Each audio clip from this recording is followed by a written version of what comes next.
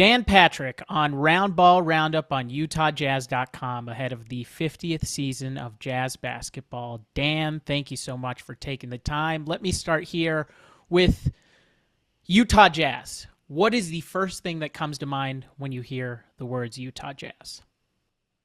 Probably what I thought was Michael Jordan's last shot.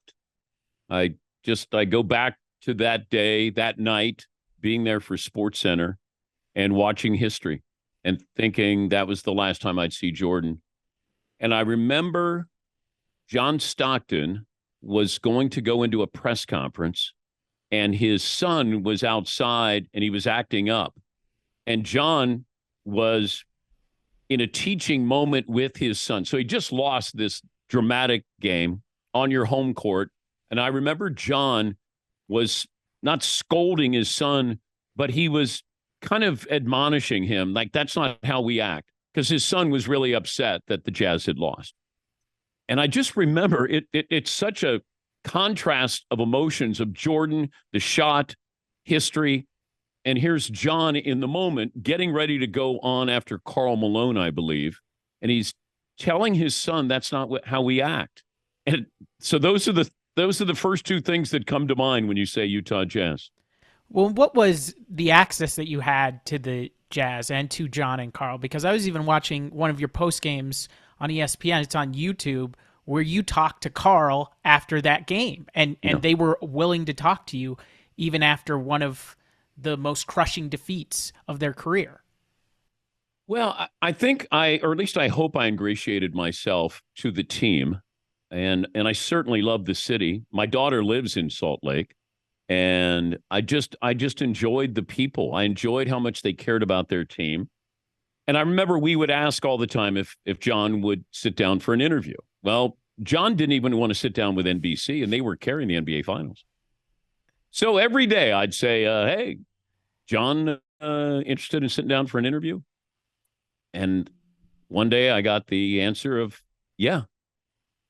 And I rallied the troops, got our camera crew together, sat down, did the interview. And I remember Jim Gray was like, wait a minute, why is he not sitting down with NBC? And I'm like, I don't know. I just asked him.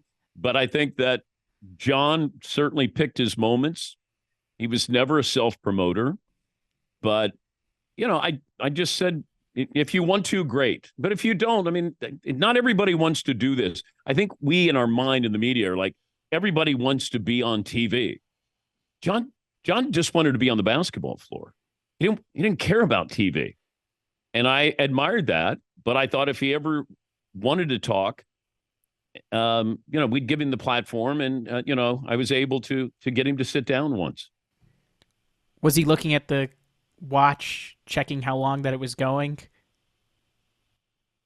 No, I don't remember. I don't remember him being in a hurry. I always thought that he was fidgeting. Like he it wasn't something he was natural doing. But I never got the feeling. I got the feeling if he was sitting down, he was sitting down. He wasn't sitting down because he had to. I mean, I was with ESPN. We didn't carry the games. We didn't have the rights to them. He didn't owe me anything.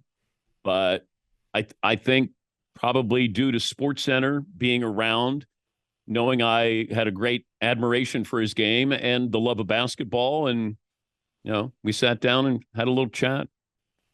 How much of a throwback was his game? Because I feel like the kids don't know about John Stockton and what he was able to do on the basketball floor. I still don't know what he was doing. You watch certain players and you go, I don't know how they do it, because it's too simple. It's too great to be that simple. And not to lump him in with another white point guard, but Steve Nash is the same way. I mean, you watch and you go, how does he get open? How does he get that shot? Like, what is it?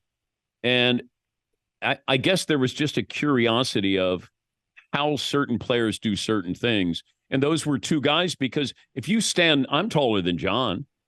I'm bigger than John is. I'm a lot taller than Steve Nash is.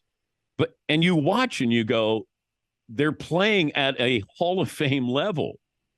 And John always struck me as he understood angles. I think great players understand the angles of the game. Rodman is as good as anybody. And that's why he was such a great rebounder, is put yourself in the position where the majority of the misses are going to be in this area. And Dennis was able to do that. But guys who Reggie Miller played the angles, just cutting, always understanding it. How do I use the court to my advantage? And I always thought that John was brilliant at doing that. I can get to a point where I can make you have to make a decision on something. Most point guards go down the lane and they may dish off. John would stop at the top of at the foul line, which is what you're supposed to do. Bring the defender to you. Or he backs off and you shoot the jumper. I mean, it's simplistic, but it's lost sometimes. And there are times when I see guys and somebody boxes out and we go, oh, what a great box out. How often do you see that in the game? Nobody boxes out anymore. You can still get by just being a smart player. Jordan was so smart. Isaiah, Bird, Magic, they understood I can take advantage of these things. And John is certainly one of those guys. Like Allen Iverson. You stand next to him, you're like, that guy is going in against those guys? But they did it. And that's the beauty of basketball. Sometimes we think he can jump out of the gym, or he's the fastest guy, or he's the quickest guy, or he's the best shooter. Sometimes just understanding how to play the game can help you play the game for a long time. And for as simplistic as his passes or his game was, I have never seen a more complicated rebound and toss than Game 4 of the 97 finals, when he's just throwing it ahead in transition to Karl, and for Karl to have the hands to be ready for John's passes. Because the other thing that really stands out when you watch him is how fast he's throwing the ball. He's going 90 miles per hour almost on every single pass. But it's seeing the floor. And we tell kids when they're first starting out, keep your head up. See the floor, keep your head up. But we don't always do that. And John had that ability to be able to see the floor. But not only see the floor, but what do you do with what you see on the floor? And that's the difference between a good basketball player and a Hall of Famer. Karl Malone, during that finals run, had his ups and downs, and towards the end in 98, he was able to respond and win that Game 5 for the Jazz and acquit himself well at the end. What stood out about his game in the way that they battled the Bulls? He let Dennis get to him. He did. Once again, I go back to what Karl did. He did the same thing over and over and over. Just like him and John. Run the pick and roll. Nobody could stop it. So why would you stop doing it? Pick and pop. I found Karl to be a machine. That it was coming every night. You knew it was coming, and there wasn't much you could do. And that's the mark of a great player. If I know what you're going to do and I still can't do anything with it, boy, that's scary.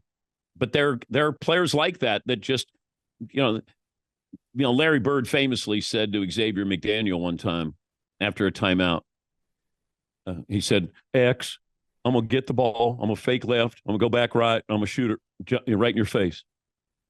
Bird gets the ball, fakes left, goes, shoots right, wins the game. Nothing Xavier McDaniel could do. And I just found Karl was able to do what he wanted to do every single time down the floor. And that's how you end up in the Hall of Fame and one of the greatest scorers of all time. That's true. For not being trash talkers, it's kind of pretty big trash to run every single play the same across Sure. every single game with John, Jerry, and Karl, and for it to work every single time. And you have no counters to it because they can just out execute you as a defensive team. Yeah. I mean, that's the brilliance. You can have Jordan and he can do whatever he wants on the floor, or Kobe, or, some of these other players, LeBron. But other players in a system understand the system and they're able to take advantage of that. And, Karl and John, night in and night out, and they never miss games. It was going to be the same thing.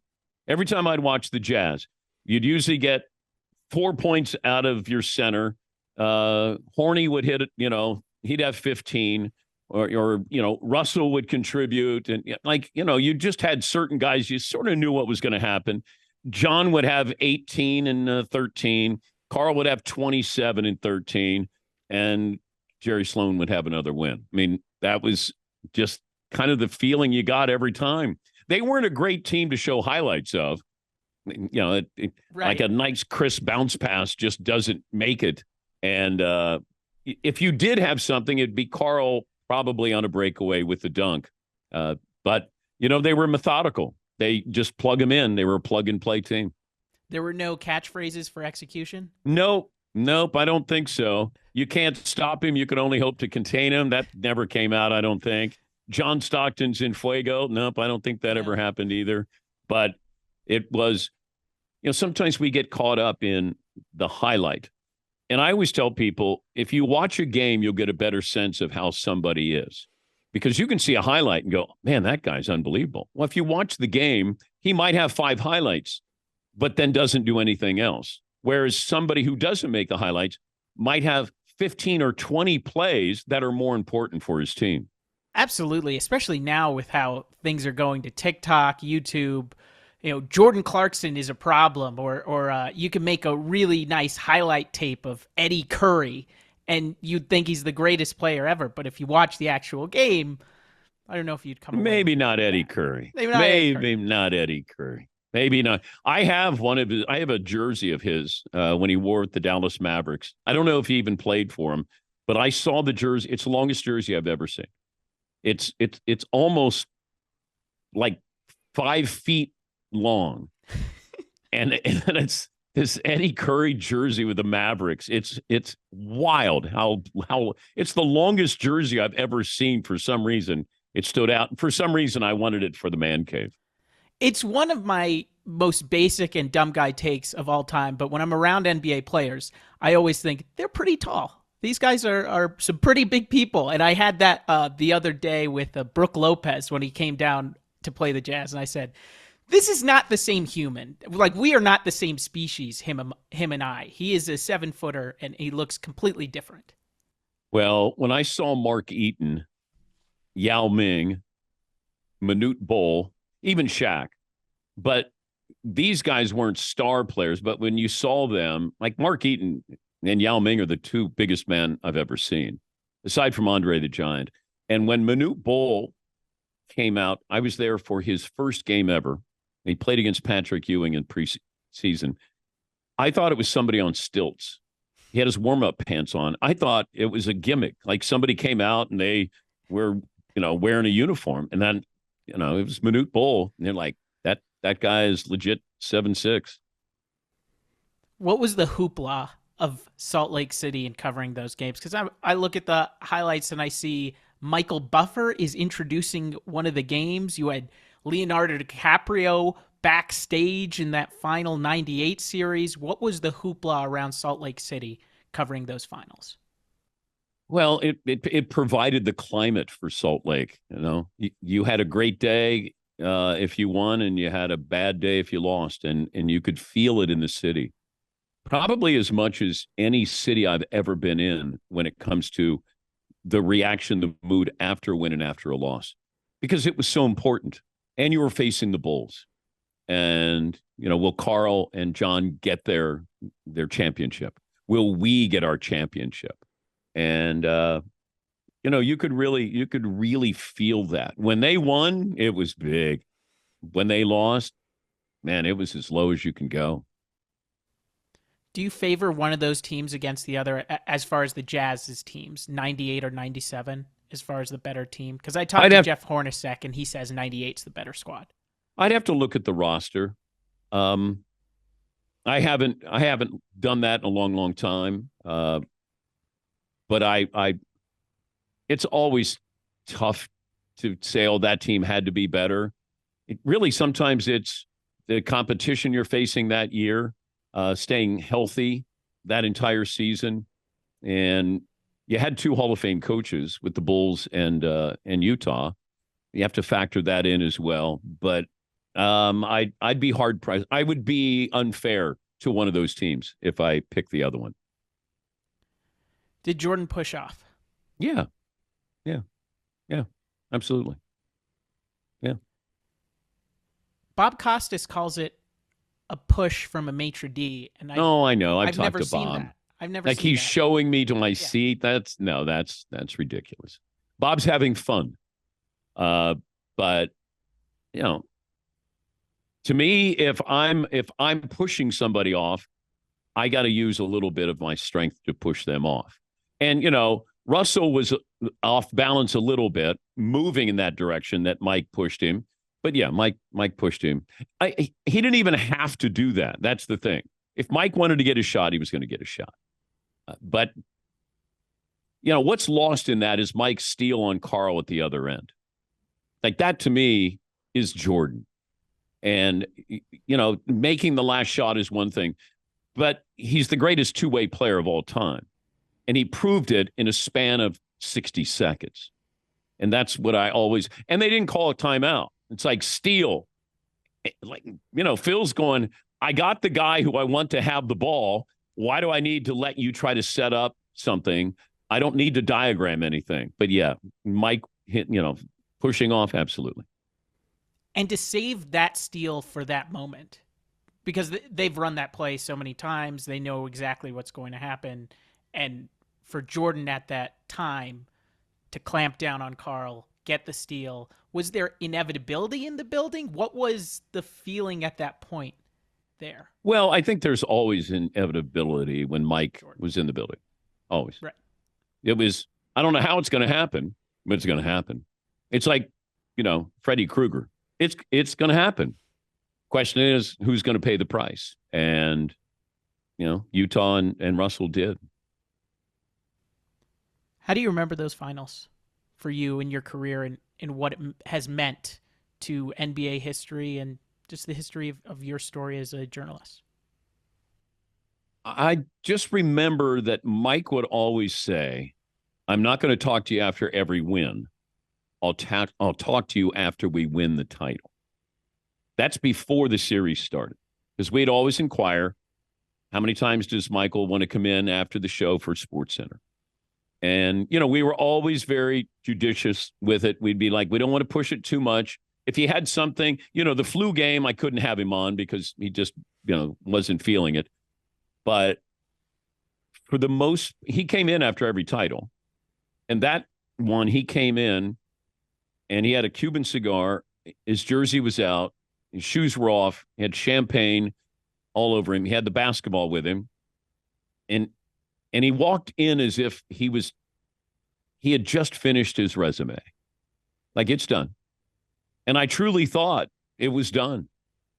And I remember interviewing him, and Phil Jackson was sitting to my right, and he was going to be on next. And I could be playful with Mike. You could push him a little bit. He's so competitive. But I wanted to be respectful to him. And I just remember when he got up and walked out, that was it. And there was part of me that, I'm rooting for a story. Mike walking away the way he did, that's an unbelievable story. But then there's another part of me that wants another chapter to the story. We got it, but it was a watered down version. It's like, Godfather 2. It's just not good. Still, good, but not, in comparison to the original. And I just felt that when Mike got up and left, that was it. And complicated career, unbelievable career. And, he's the best basketball player I've ever seen. And I've seen everybody play except for Bill Russell. Of all of the greats. I didn't get to see Bill, but I got to see Wilt, Oscar, Jerry West, Maribel. I mean, run down the list. I got to see them in person. And Mike in person was even better than Mike on TV. It's sort of like watching Usain Bolt run in person at the London Olympics and watching him on TV. Watching him in person, you realize how fast he is. On TV, they keep the camera on him. So it looks like, hey, he's running fast. When you're watching and you have to move, you're the camera. You're like, wow. He ran the 200 and I went, whoo. And my wife was with me.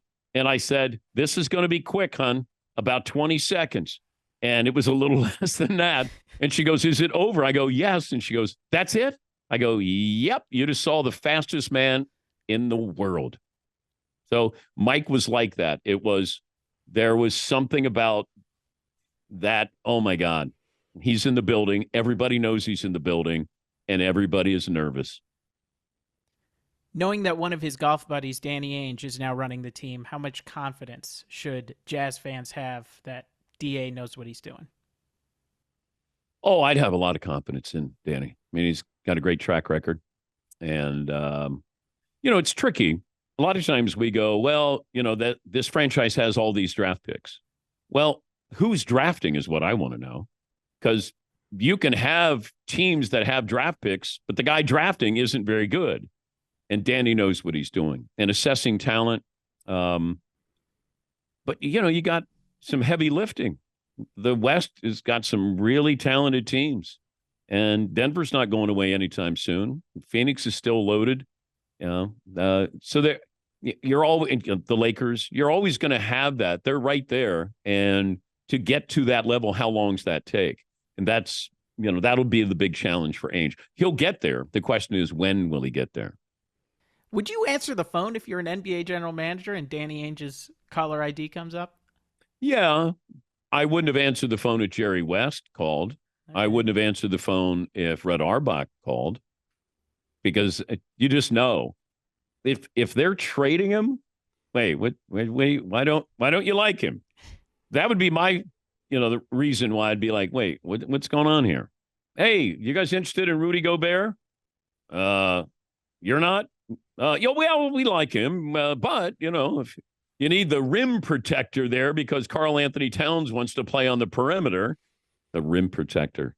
And look, maybe they get something out of him. Maybe they win something. They got talent. I love Edwards. And Towns has some talent, but Rudy Gobert,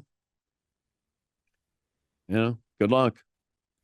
Makes me feel bad for Minnesota, especially with your book, The Occasionally Accurate Annals of Football.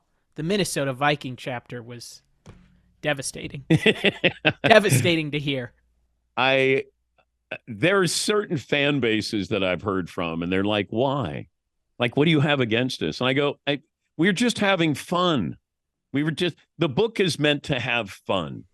And not everybody is taking it the same way, but and I think I'd like to do a book, an NBA book next, and maybe a baseball book, sort of, around the same theme that we have, because we give you the history of the NFL, and then we give you your favorite players of these teams. We talk about, the immaculate reception and the tuck rule, what it takes to be a Minnesota Viking fan. I mean, there's so many different chapters in there, and nothing was off limits. It wasn't, there was no bad idea. There were just better ideas. And we had a lot of fun, and I co-wrote it with Joel Cohen, who is one of the writers on The Simpsons. And so you get sort of that sarcastic attitude and throw it in with mine, and we have some other people contributing, and we had a lot of fun. We had a lot of fun with it. And the forward by Sandman, yeah, he has to be pretty down with what's happened with the Jets as of recently. With his Jets, yeah. And Sandler, I said, Sandman, can you do the forward on the book? And he goes, Danny, what's a forward? And I said, you just write, at the beginning of the book. What do you want me to write? I said, well, you're a Jets fan. All right. And then he wrote a forward where he was kind of mean to Tom Brady. And then he said, Danny, I can't write that. I can't write that. My kids, they might meet Tom Brady. I can't do that. I said, all right, well, then take out Tom Brady. You don't have to. Tell us about the love of the Jets and why you fell in love with the Jets. And he's like, all right. And then he sent it to me. He goes, is that good? And I go, yep. And then Will Ferrell, I said, hey, would you write a blurb talking about how great the book is? He goes, do I have to read it? I go, no. He goes, all right, I'll do it. And so Will had his little blurb there as well.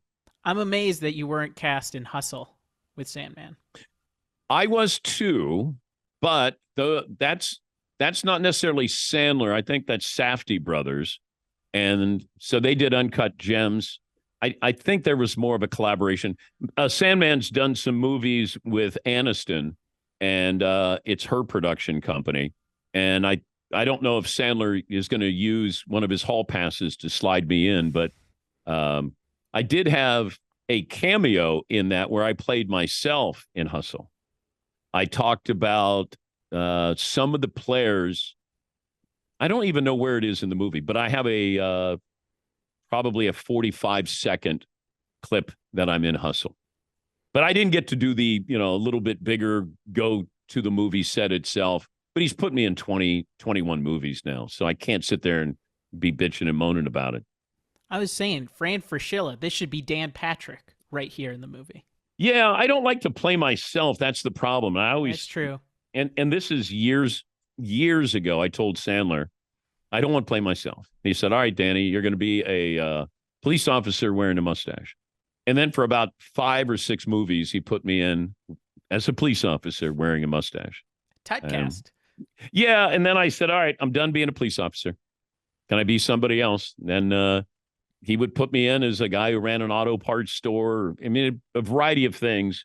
But I was a nightclub owner in the movie Just Go With It with Jennifer Aniston, Nicole Kidman, Dave Matthews.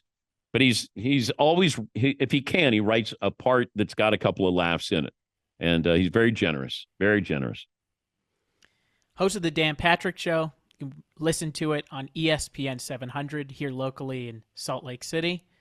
Dan Patrick on Roundball Roundup on UtahJazz.com. Dan, thank you so much for taking the time. Thank you. And thanks from the support of Salt Lake City. And if you see my daughter, say hello to her. She's a wonderful woman.